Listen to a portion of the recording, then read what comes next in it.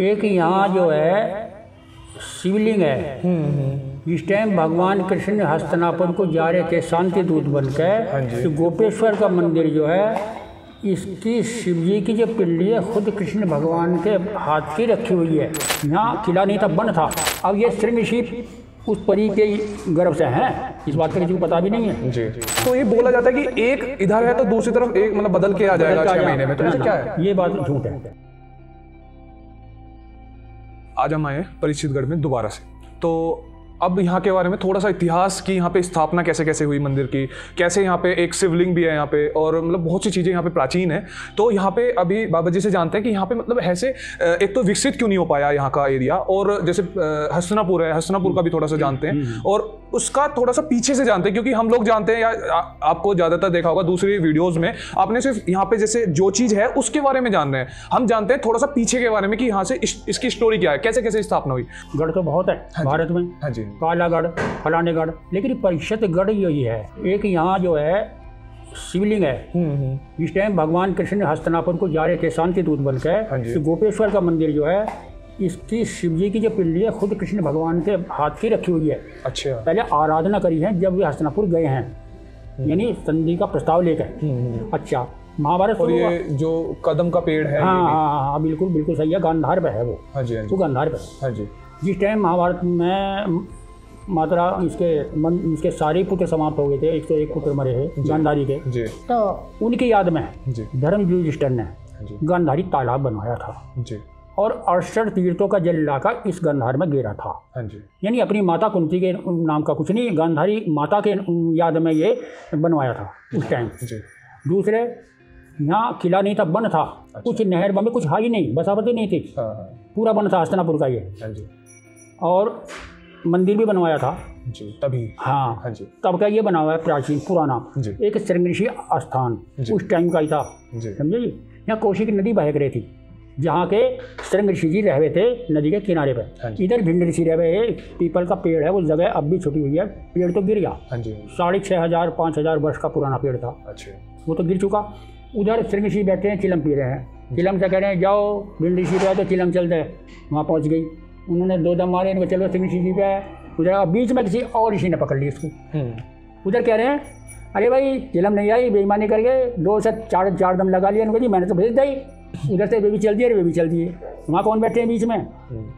श्री सुखदेव जी थामो बैठे हैं, हाथ जोड़े दोनों ने। अब श्रृंगऋषि का बतलाऊँ मैं। श्रृंगऋषि, शिमिक ऋषि इतने बड़े ऋषि थे कि इंद्र घबरा गए जी। वो तो घबरा जावे, वो तो इंद्रलोक का राज ले लेंगे जी। उन्होंने बहुत मेनका को सब प्रयोग भेज दी कि उनकी जो तपस्या खंडित करो जाकर जी।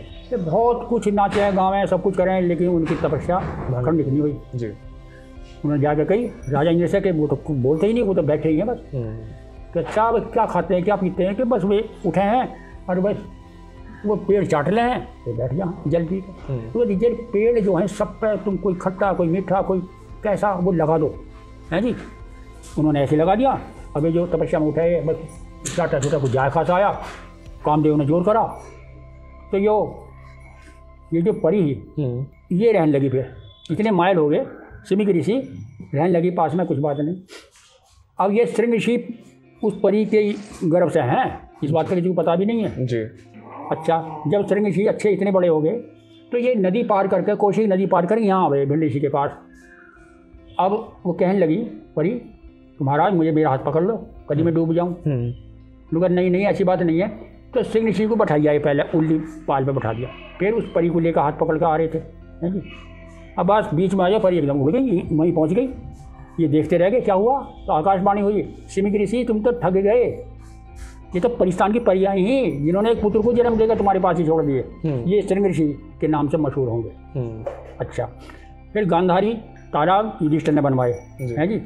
ये हस्तिनापुर है, हस्तिनापुर में कुछ नहीं था, इसको कोई श्राप लगा हुआ था, द्रौपदी का श्राप ऐसा है। अच्छा, समझिए। और द्रौपदी ने श्राप दिया कि ये कभी आबाद नहीं होने का है, आबाद हुआ ही नहीं। ये मतलब ऐसे इतनी दूर नहाने आना, मतलब क्या और सुरंग बनाने की क्या जरूरत पड़ गई, क्योंकि उनके पास तो काफी सैनिक वगैरह थे। मतलब जो है वहाँ कर्ण घाट भी है, आज भी बना हुआ जी। और ये द्रौपदी घाट भी बना हुआ। यहाँ नहाने यहाँ नहीं आवे। अच्छा, वो तो अपने यहाँ घूमना आवे है, गांधारी पे, यहाँ गांधारी तालाब पे भी हमें घूमना। अच्छा, घूमने आते थे वैसे कुछ? फिर राजा उनका, जैसे आपका चक है, चक पे घूम के आओ चारों तरफ, इसी तरीके। लेकिन बोला तो ज़्यादातर अगर हम सब चीज़ देखें कि यहाँ पे नहाने आती थी, बोला तो ऐसे जाता है। ये तो नहाने जो आवे ही जी, ये तो ये मतलब ये महल बनवाया राजा ने, लंढोरे वाले ने जी, ये महल, इस महल पे से गंगा दिख जा भाई। अच्छा, ये तो फिर बाद में यहाँ लंढोरे वालों की रियासत हो गई है। अच्छा, गांधारी में जो ये पैड़ी बनी हुई है, बीच में एक कुआं था इसमें, वो तो अलोप ही हो गया। ये पैड़ी जबकि बनी हुई हैं, जो कि आज भी कितने टाइम हो चुका, अब आज भी फौलाद है।